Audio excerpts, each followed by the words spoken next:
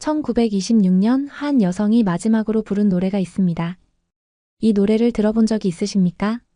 일제강점기 조선의 청년들은 어디에도 희망을 찾을 수 없었습니다. 암울한 시대 속 한 여성이 무대 위에서 마지막 노래를 남겼습니다. 비극적 운명을 예견한 듯한 멜로디, 그리고 역사 속으로 사라진 한 여성의 목소리. 그녀는 조선 최초의 가수 윤심덕이었습니다.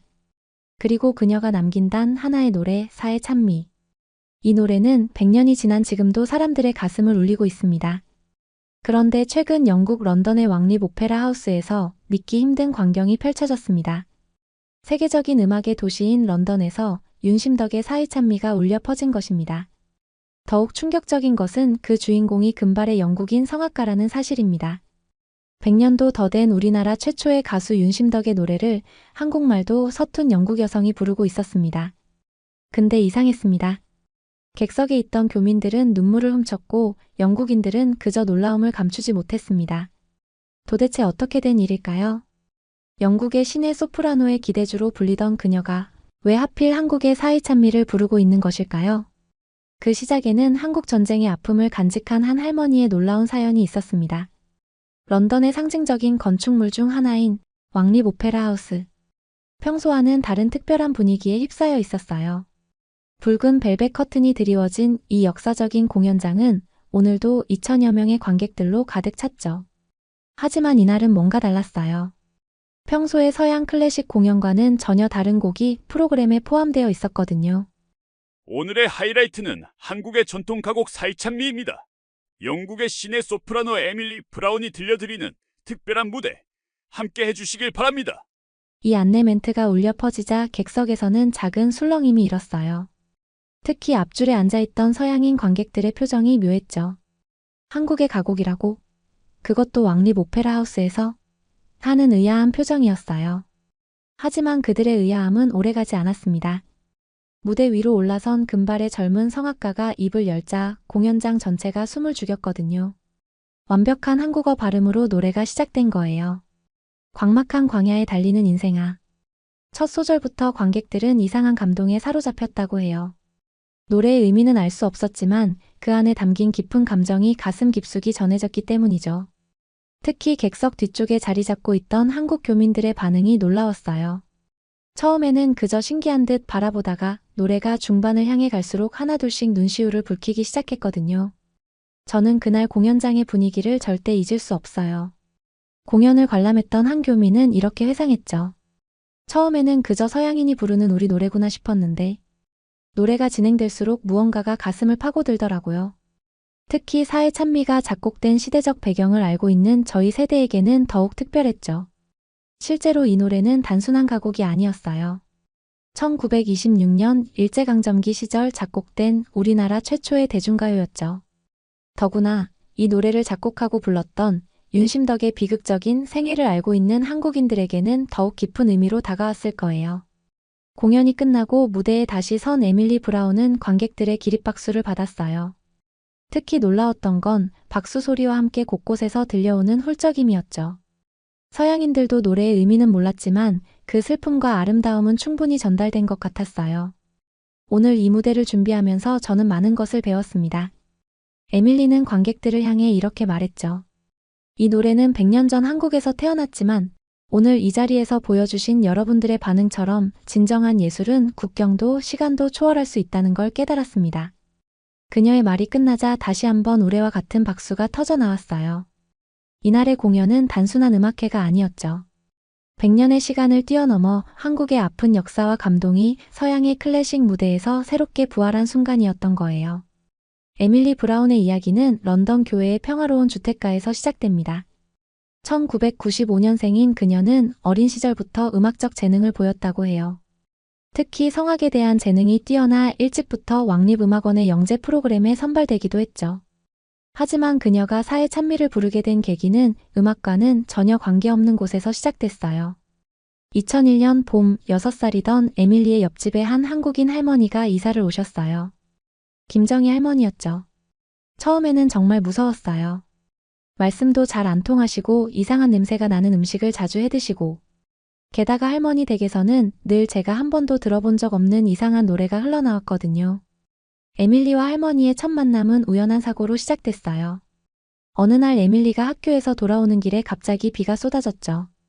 우산도 없이 흠뻑 젖어 서 있는 에밀리를 본 김정희 할머니는 망설임 없이 그녀를 집 안으로 데려갔어요.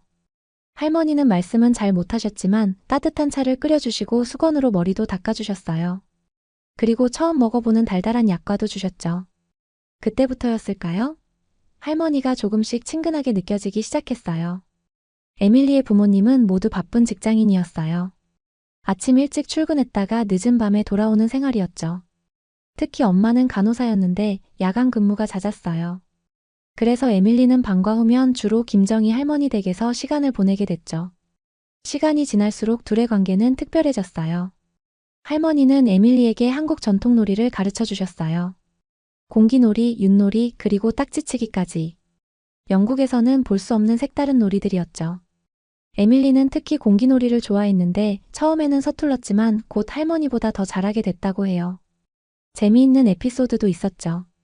한 번은 에밀리가 학교 숙제로 우리 가족 소개하기 발표를 준비해야 했는데 당연히 김정희 할머니도 포함시켰대요. 우리 가족을 소개합니다. 아빠, 엄마, 그리고 우리 한국 할머니. 발표를 들은 선생님은 조금 당황했지만 에밀리에게는 이미 할머니가 진짜 가족이나 다름없었던 거죠. 매일 오후가 되면 할머니는 어김없이 카세트 테이프로 한국 노래를 들으셨어요. 그 중에서도 특히 자주 들으시던 게 바로 사회 찬미였죠. 이 노래가 흘러나올 때면 할머니의 표정이 달라졌어요. 마치 먼 곳을 바라보는 듯한 쓸쓸한 표정. 나중에야 에밀리는 알게 됐어요. 김정희 할머니는 한국 전쟁 때 가족을 잃고 홀로 영국으로 이주해 살아오신 분이었다는 걸요. 약혼자도 전쟁통에 이르셨대요. 고향에 대한 그리움과 전쟁의 상처를 안고 살아오신 거였죠. 그래서인지 사회 찬미를 들을 때면 항상 눈시울을 붉히셨다고 해요. 할머니는 에밀리의 음악 공부도 늘 응원해 주셨어요. 성악 레슨이 있는 날이면 따뜻한 대추차를 끓여주시며 목소리가 좋아지는 차라고 하셨죠. 크리스마스 때는 한복을 선물로 주시기도 했어요. 에밀리가 처음으로 한복을 입었을 때 할머니는 손수건으로 눈물을 닦으시며 우리 손녀 같다고 하셨대요. 특별했던 건 할머니의 한글 수업이었어요. 처음에는 장난처럼 시작했지만 점차 진지한 공부가 됐죠. 기역, 니은, 디귿.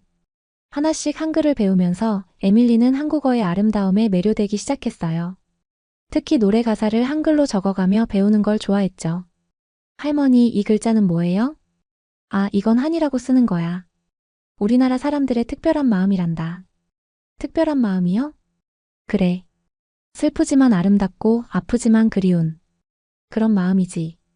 2010년 늦가을 15살이 된 에밀리의 일상에 큰 변화가 찾아왔어요. 9년 동안 제2의 할머니이자 친구였던 김정희 할머니께서 한국으로 돌아가시기로 결심하신 거예요. 고향에 계신 동생이 많이 편찮으시다는 소식을 듣고 난 후의 결정이었죠.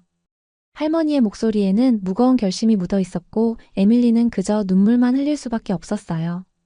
이사 준비를 돕던 날 에밀리는 할머니의 방에서 처음 보는 오래된 사진 한 장을 발견했어요. 흑백 사진 속에는 아름다운 한복을 입은 젊은 여인이 있었죠.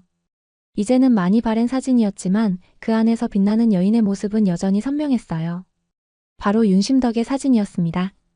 그날 할머니는 처음으로 윤심덕의 이야기를 들려주셨어요. 1920년대 일제강점기 조선의 이야기였죠.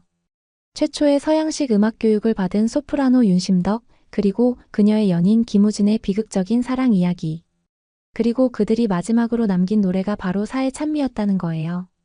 할머니의 이야기를 들으며 에밀리는 처음으로 이 노래가 단순한 가곡이 아니라는 것을 깨달았어요. 할머니도 전쟁 때문에 약혼자를 잃으셨다는 걸 에밀리는 알고 있었어요. 그래서 이 노래가 할머니께 더욱 특별했던 거겠죠. 이야기를 마치신 할머니의 눈가에 맺힌 눈물이 조용히 빛났어요. 떠나기 전날 밤 할머니는 에밀리에게 특별한 선물을 주셨어요. 오랫동안 소중히 간직해오신 사의 찬미 악보였죠. 빛바랜 종이에는 한글로 된 가사와 함께 낯선 음표들이 빼곡히 적혀 있었어요. 구겨진 자국도 있고 귀퉁이는 조금 찢어져 있었죠. 마치 오랜 세월 누군가의 한을 품고 있었던 것처럼 보였어요. 할머니는 이 악보를 건네시며 에밀리에게 부탁하셨어요. 이 노래가 잊히지 않도록 지켜달라고. 에밀리는 고개를 끄덕였어요. 그때는 몰랐지만 이 약속이 훗날 그녀의 인생을 완전히 바꾸게 될 줄은요. 이 낡은 악보를 바라보며 에밀리는 생각에 잠겼어요. 전쟁으로 모든 것을 잃고 낯선 땅에서 외롭게 살아오신 할머니. 그리고 그 시간 동안 할머니의 유일한 위로가 되어준 이 노래. 할머니에게 이 악보는 단순한 종이가 아닌 인생의 한 부분이었던 거예요. 다음 날 아침 할머니는 조용히 한국행 비행기에 오르셨어요. 마지막 작별 인사에서 할머니는 에밀리를 꼭 안아주셨고 에밀리는 다시 만날 수 있다는 희망을 품었죠. 하지만 그것이 할머니와의 마지막 만남이 될 줄은 아무도 몰랐어요. 그로부터 몇 달 후 한국에서 슬픈 소식이 날아왔으니까요. 따뜻한 어느 날 봄, 에밀리의 집에 한 통의 국제전화가 걸려왔어요. 한국에서 걸려온 전화였죠. 김정희 할머니께서 갑작스러운 뇌출혈로 돌아가셨다는 소식이었어요. 할머니는 동생을 간호하시다가 과로로 쓰러지셨고 결국 일주일간의 투병 끝에 눈을 감으셨다고 해요. 에밀리는 한동안 아무것도 할 수 없었어요. 학교도 가기 힘들었고 성악 레슨도 못 나갔죠. 매일 오후면 찾아가던 그 집은 이제 다른 사람이 살고 있었고 할머니가 들려주시던 사의 찬미도 더 이상 들을 수 없게 되었어요. 할머니. 약속을 지키고 싶은데 어떻게 해야 할지 모르겠어요. 악보를 보며 에밀리는 매일 밤 눈물을 흘렸어요. 한글로 적힌 가사는 아직도 잘 읽을 수 없었고 곡조도 제대로 부를 수 없었죠. 그러던 어느 날 에밀리는 충동적인 결심을 하게 됩니다. 여름방학을 이용해 한국을 방문하기로 한 거예요. 부모님은 처음에는 반대하셨지만 에밀리의 간절한 마음을 이해해 주셨죠. 이건 단순한 여행이 아니에요. 제가 할머니께 한 약속을 지키기 위한 첫걸음이에요. 2011년 8월 에밀리는 생애 처음으로 한국 땅을 밟았어요. 서툰 한국어로 이것저것 물어가며 할머니가 마지막으로 살았던 서울의 작은 동네를 찾아갔죠. 할머니의 동생분을 만나 이야기를 나누면서 에밀리는 더 많은 것들을 알게 되었어요. 할머니의 젊은 시절 이야기, 전쟁통에 약혼자를 잃은 이야기, 그리고 홀로 영국으로 건너가 평생을 보내신 이야기까지. 언니는 늘 사의 찬미를 들으셨어요. 그 노래가 자신의 이야기 같다고 하셨죠. 할머니의 동생은 눈시울을 붉히며 말씀하셨어요. 윤심덕 씨가 그랬던 것처럼 언니도 사랑하는 사람을 잃었으니까요. 에밀리는 그곳에서 우연히 한 노인을 만나게 됩니다. 그분은 한국 전통음악을 연구하는 교수님이셨는데 사의 찬미에 대해 깊이 있는 설명을 해주셨어요. 사의 찬미는 단순한 이별의 노래가 아닙니다. 일제강점기 우리 민족의 슬픔과 한이 담긴 노래죠. 윤심덕이 이 노래를 작곡했을 때 그녀는 자신의 운명을 예감했을지도 모릅니다. 교수님의 설명을 들으며 에밀리는 이 노래가 가진 진정한 의미를 조금씩 이해하기 시작했어요. 개인의 사랑 이야기를 넘어 한민족의 아픔과 그리움이 담긴 노래라는 걸요. 한국에서의 2주간은 에밀리에게 특별한 시간이었어요. 할머니의 흔적을 따라가며 그녀는 점점 더 깊이 이 노래의 세계로 빠져들었죠. 한국어도 본격적으로 배우기 시작했고 전통 음악에 대해서도 공부했어요. 서울의 한 음악학원에서는 한국 전통 발성법도 배웠어요. 서양식 성악과는 전혀 다른 창법이었죠. 처음에는 어색했지만 이 발성법이 사의 찬미의 진정한 감정을 표현하는 데 꼭 필요하다는 걸 깨달았어요. 할머니 이제 조금은 알 것 같아요.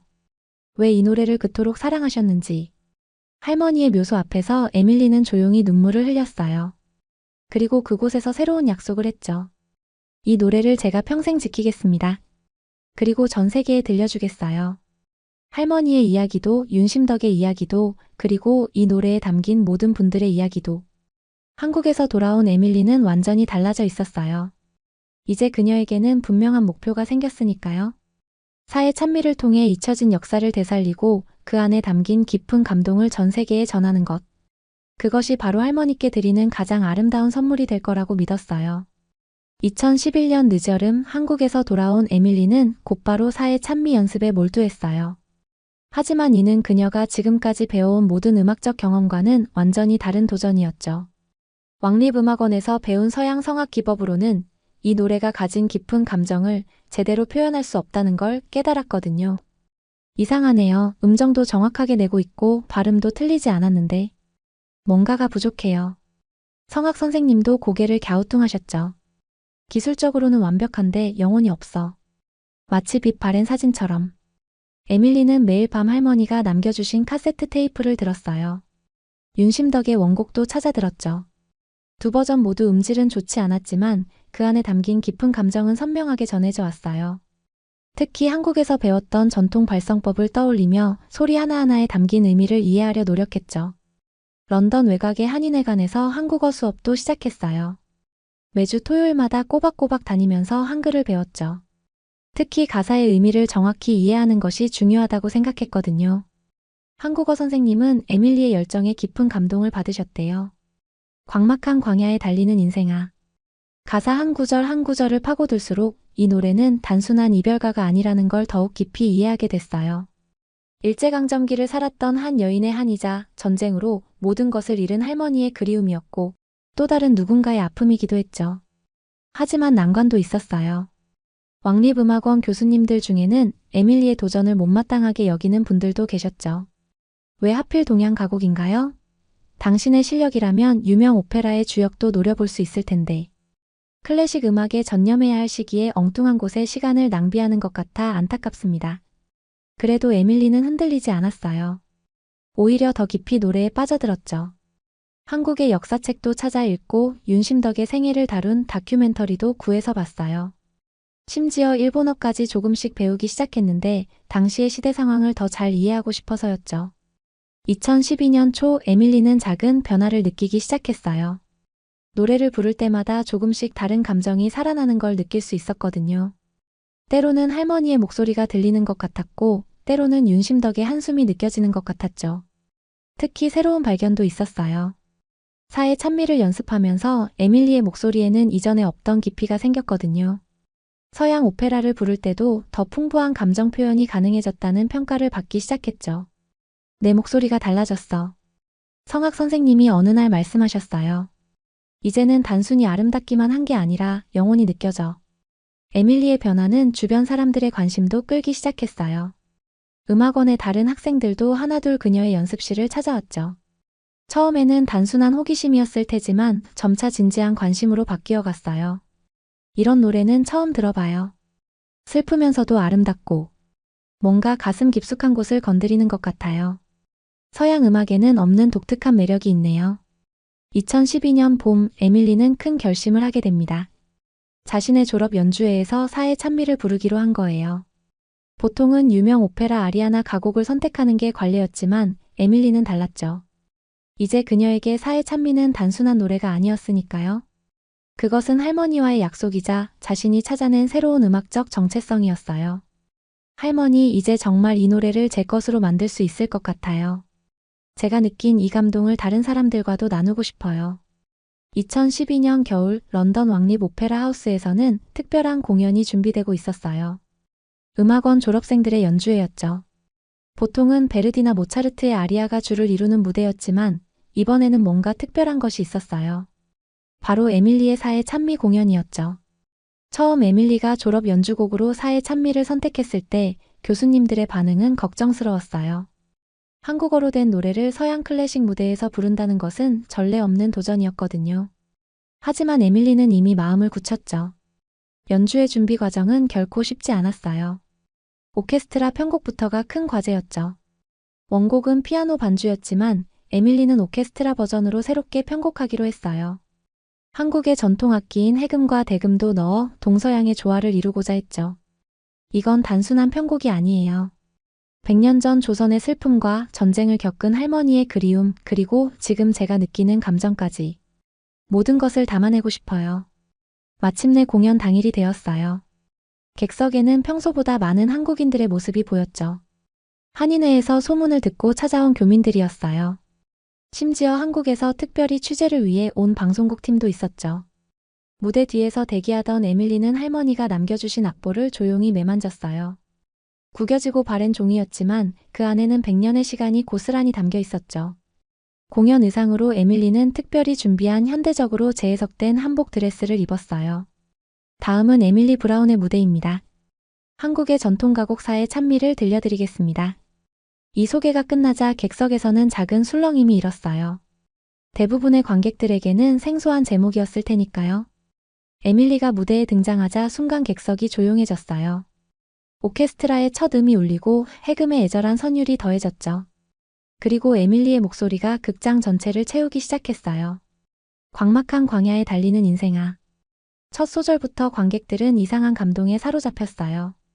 비록 가사의 의미는 알 수 없었지만 그 안에 담긴 깊은 감정이 전해져 왔기 때문이죠. 특히 에밀리의 발성은 서양 성악과 한국 전통 창법이 절묘하게 조화를 이룬 새로운 것이었어요. 노래가 절정으로 치닫을 때 객석 뒤쪽에서 훌쩍이는 소리가 들렸어요. 한국인 관객들이었죠. 그들에게 이 노래는 단순한 음악이 아닌 우리 민족의 한과 역사가 담긴 것이었으니까요. 너의 가는 곳 그 어디냐. 마지막 소절이 끝나고 잠시 정적이 흘렀어요. 그리고 곧이어 우레와 같은 박수 소리가 터져나왔죠. 관객들은 모두 일어나 기립박수를 보냈고 에밀리의 눈에서는 눈물이 흘러내렸어요. 할머니 보고 계신가요? 제가 약속을 지켰어요. 이 공연은 단순한 졸업 연주의 그 이상이었어요. 100년 전 윤심덕이 부르던 노래가 전쟁으로 모든 것을 잃은 할머니의 한이, 그리고 젊은 영국 성악가의 진심이 하나로 어우러진 감동적인 순간이었죠. 공연이 끝난 후 백스테이지에는 많은 사람들이 에밀리를 찾아왔어요. 음악 평론가들은 이 공연이 동서양 음악의 새로운 가능성을 보여줬다고 극찬했고, 한국 방송국에서는 특별 다큐멘터리 제작을 제안했죠. 하지만 에밀리에게 가장 의미 있었던 건 공연장을 찾았던 한 할머니의 말씀이었어요. 윤심덕의 사회 찬미를 들은 지 60년이 넘었습니다. 하지만 오늘처럼 가슴 깊이 와닿은 적은 없었습니다. 당신이 이 노래에 새로운 생명을 불어넣어 주었네요. 에밀리의 공연은 단순한 무대 그 이상의 의미를 가지고 있었어요. 그녀가 부른 사회 찬미는 한국 음악사에서 매우 특별한 위치를 차지하고 있는 곡이었거든요. 1926년 한국 최초의 소프라노 윤심덕이 일본에서 녹음한 이 곡은 한국 최초의 음반 녹음이었어요. SP 음반으로 제작된 이 곡은 당시 조선에서 폭발적인 인기를 얻었고, 이는 한국 대중음악의 시작을 알리는 신호탄이 되었죠. 하지만 사회 찬미의 진정한 의미는 음악 그 자체를 넘어서는 것이었어요. 1926년 8월 4일 윤심덕과 그의 연인 김우진은 일본 시모노세키에서 부산으로 향하는 관부 연락선에서 생을 마감했거든요. 이 비극적인 사건은 단순한 개인의 비극으로 끝나지 않았어요. 일제강점기라는 암울한 시대를 살아가던 조선인들의 좌절과 저항의식을 상징하는 사건이 되었죠. 에밀리는 공연을 준비하면서 이 노래가 가진 깊은 역사적 의미를 더욱 깊이 이해하게 되었어요. 특히 윤심덕이라는 인물의 삶에 큰 감동을 받았죠. 그녀는 당시로서는 매우 드물게 음악을 통해 독립적인 삶을 추구했던 여성이었으니까요. 이 노래는 이후에도 계속해서 한국 문화계에서 재조명되어 왔어요. 1991년에는 최진실, 안성기 주연의 영화 사회 찬미가 제작되기도 했죠. 많은 문학작품에서도 윤심덕과 김우진의 이야기를 모티브로 삼았어요. 에밀리의 사회 찬미 공연은 이런 역사적 맥락 속에서 더욱 특별한 의미를 가졌어요. 한국 최초의 여성 성악가가 부른 노래를 약 100년 후 영국의 젊은 여성 성악가가 재해석한다는 것은 단순한 우연 이상의 의미가 있었죠. 특히 이 공연은 사회 찬미가 가진 음악적 가치를 새롭게 조명하는 계기가 되었어요. 한국 근대 가곡의 시작을 알린 이 곡이 서양 클래식 무대에서 새로운 생명력을 얻게 된 거였죠. 에밀리는 이 노래에 담긴 한과 슬픔 그리고 아름다움을 자신만의 방식으로 표현하려 노력했어요. 영국의 음악 평론가들은 에밀리의 공연이 동서양 음악의 만남이라는 점에서 큰 의미가 있다고 평가했어요. 한 평론가는 서양의 성악 기법으로 동양의 정서를 표현하는 새로운 시도라고 호평했죠. 한국의 음악계에서도 큰 관심을 보였어요. 특히 젊은 음악가들 사이에서 우리의 전통 음악을 새롭게 바라보는 계기가 되었다는 평가를 받았죠. 이제 제 목표는 사회 찬미를 비롯한 한국의 아름다운 음악을 더 많은 세계인들에게 알리는 거예요. 이 노래가 100년 전 윤심덕 선생님의 목소리로 시작되어 이제는 전 세계인의 마음을 울리는 노래가 되길 바랍니다. 에밀리의 이 말처럼 사회 찬미는 이제 한 시대의 비극적 사랑 이야기를 넘어 시대와 국경을 초월하는 예술로 새롭게 태어나고 있었어요. 2024년 현재 에밀리는 더 큰 꿈을 향해 나아가고 있어요. 사회 찬미를 통해 시작된 그녀의 여정은 이제 한국 음악의 세계화라는 더 넓은 길로 이어지고 있죠. 처음에는 할머니와의 약속을 지키기 위해 시작했어요. 하지만 이제는 더 큰 사명감을 느끼고 있죠. 사회 찬미가 보여준 것처럼 음악에는 국경이 없어요. 진정한 감동은 언어와 문화의 벽을 넘어서는 법이니까요. 에밀리는 이제 한국의 다양한 전통 음악과 현대 음악을 서양의 무대에 소개하는 작업을 하고 있어요. 특히 젊은 한국 작곡가들과의 협업을 통해 새로운 시도를 이어가고 있죠. 한국의 정서를 서양 클래식의 언어로 재해석하는 작업은 음악계에 신선한 바람을 일으키고 있어요. 할머니께서는 늘 말씀하셨어요. 사회 찬미는 슬픔의 노래가 아니라 살아있는 사람들에게 위로를 주는 노래라고요. 저도 이제 그 말씀의 의미를 온전히 이해할 수 있을 것 같아요. 런던의 한 공연장에서 에밀리는 한국의 젊은 음악도들을 위한 마스터 클래스도 진행하고 있어요. 그녀가 걸어온 길이 이제는 다른 이들에게 영감이 되고 있는 거죠. 음악은 우리의 마음을 열어주는 열쇠예요.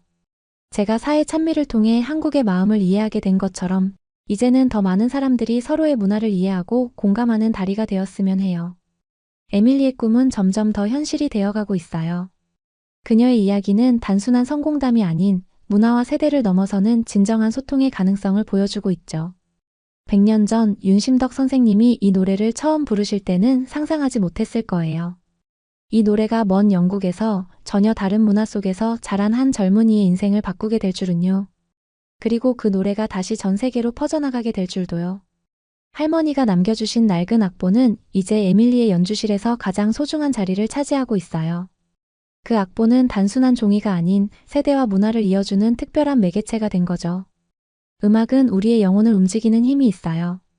그래서 저는 앞으로도 계속해서 이 다리를 만들어가고 싶어요. 한국과 세계를 잇는, 과거와 현재를 잇는, 그리고 서로 다른 마음들을 잇는 다리를. 이제 에밀리의 새로운 여정이 시작되고 있어요. 그리고 그 여정의 시작점에는 늘 사회 찬미가 있을 거예요. 100년의 시간을 넘어 한 할머니의 사랑을 통해 그리고 한 젊은이의 열정으로 다시 태어난 이 특별한 노래가 말이죠. 오늘 사연 어떠셨나요? 100년 전 조선의 슬픈 노래가 한 할머니의 사랑으로 영국 소녀에게 전해지고 이제는 전 세계인의 마음을 울리는 노래가 되었습니다. 여러분도 혹시 이런 특별한 음악이나 가족의 이야기가 있으신가요? 댓글로 함께 나눠주세요. 여러분의 이야기가 또 다른 감동이 될 수 있으니까요. 긴 영상 시청해주셔서 감사합니다. 여러분들의 구독과 좋아요는 영상 제작에 큰 힘이 됩니다.